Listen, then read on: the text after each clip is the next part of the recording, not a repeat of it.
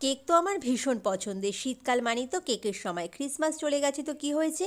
নতুন বছরের এই জাঁকিয়ে পড়া শীতে বানিয়ে নিলাম ঘরোয়া ফ্রুট কেক। এখানে কিছু ড্রাই ফ্রুট নিয়ে নিয়েছি, আলমন্ড, কাজু, কিশমিশ, টুটি ফুটি আর চেরি। মিক্সিং জারে প্রথমে আগে চিনিটাকে ব্লেন্ড করে পাউডার তৈরি করে নিলাম। একটা বাটিতে নিয়ে নিলাম 1.5 কাপ পরিমাণ গুঁড়ো চিনি, 1 কাপ পরিমাণ সাদা তেল। খুব ভালোভাবে ফেটিয়ে নেবার পর অ্যাড করে দিলাম একটা ডিম। আবারও সমস্ত কিছু খুব ভালোভাবে একসাথে ফেটিয়ে নিলাম। অ্যাড করে দিলাম 1.5 কাপ পরিমাণ ময়দা আর 1 কাপ পরিমাণ লিকুইড দুধ। খুব ভালোভাবে মিশিয়ে নেবার পর দিয়ে দিলাম 2 টেবিল স্পুন মিল্ক পাউডার। আবারও সমস্ত কিছু খুব ভালোভাবে মিশিয়ে নিলাম। ব্যাটারের কনসিস্টেন্সিটা একটু গাঢ় হয়ে গেছে, সেই কারণে অ্যাড করে দিলাম আরও হাফ কাপ পরিমাণ লিকুইড দুধ। সমস্ত কিছু একসাথে মিশিয়ে নেবার পর দিয়ে দিলাম 1 টেবিল স্পুন পরিমাণ কফি পাউডার। সমস্ত কিছু খুব ভালোভাবে মিশিয়ে অ্যাড করে দিলাম ড্রাই ফ্রুটস আর 1 টিস্পুন বেকিং পাউডার আর হাফ টিস্পুন বেকিং সোডা।